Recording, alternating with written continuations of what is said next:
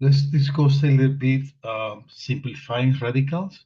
For this topic, we're going to use the following properties that for any non-negative real numbers A and B, as long as the indices are the same, the multiplication of individual radicands can be combined under the same radical sign, as long as the indices are the same. Or vice versa, if it's like this, we can always break it down as factors of radicals.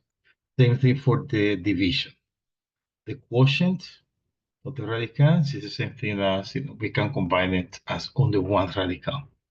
Also, from this point forward, now we may assume that the nth root of a to the n equals a, regardless of if n is even versus odd. We don't have to use the absolute value, as I mentioned in one of the previous videos. So going forward, halfway in the document, we don't have to worry about if n is even, then we have to use the absolute value.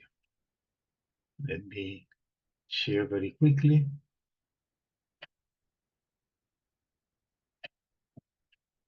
This is our, of course, that's our textbook, and you can read here indeed that we can assume that we are non-negative. Look at this example, simplify by factor, assume that no assume that no radicals were formed by raising negative numbers to even powers. So now we don't have to get the absolute value, bottom line. Okay, let me stop here. Also, let's go ahead and quickly review well, the technique we're going to do now. We're going to, in order to simplify radicals, we are going to start factoring the numbers such that one of the factors have the perfect radical. If I'm looking for the square root, of course, the square root of 1 is 1, which we use obviously. 4 is 2, 9, 3, 16, 25, 36, 49, etc. Yeah. Now, of course, you don't write the square. The cube root, 1, 1, 8 will be 2, 27 will be 3, 4 times 4 times 4, 64 will be 4, and 125 will be 5, etc. Okay? And the same thing for the fourth root. So if I have, for example, the square root of 25, of course, I know this is 5. If they ask me what's the square root of 50, the trick or the goal, the exercise will be to find factors of 50 that they are in this privileged list. For example, I can do 50 as 10 times 5, but that doesn't help me much because it's not here. However, 25 times 2 will work. This is the same thing as the square root of that. If I were to divide and conquer, that would be the square of 25 times the square of 2. You do this step by step. Of 25, the square of 2, which is, of course, 5 radical 2, and we're done. I ask you for the square of 24. Factors of 24 that are on this list, 6 times 4 will be the perfect candidate. So 24 is 4 times 6. Now the square root of 4 will be 2, and the lovely 6 will leave it inside. That will be 2 radical 6. They asked me the cube root of 24. Now we're looking for factors of 24 that are on this list because we are doing the cube root. Of course, 8 times 3 is 24.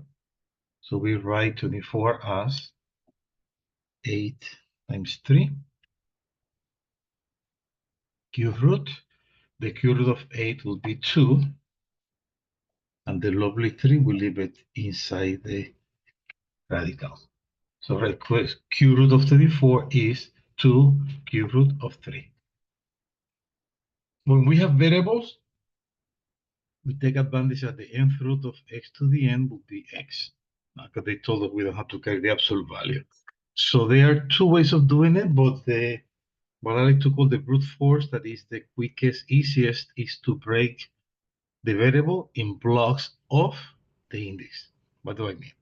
if I need to simplify the square root of x to the 7, what I can do, I can break down the x in groups of 2, because this is my index. So that would be x squared times x squared, we already have 4, I need to get to 7, times x squared, that's 6, times x to the 1, which we don't put the 1. So of course, I know that the square root of x squared would be x. The square root of x squared will be another x. The square root of x squared will be another x. And this lovely one stays inside. So in other words, that will be x cubed square root of x. And we're done. That's when we have variables. If they ask us to do the following, let's say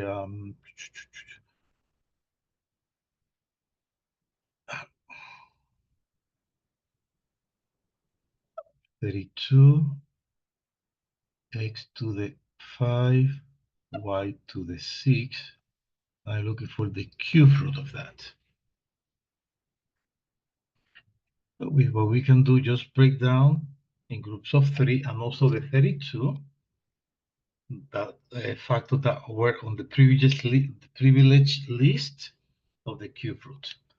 Of course, 32 is 8 times 4, and I know the cube root of 8 is 2. X to the 5, what I can do, I can write it as x cubed times x squared. That will give me 5. And y to the 6, I can do it as y3 times y3t plus 3 is 6.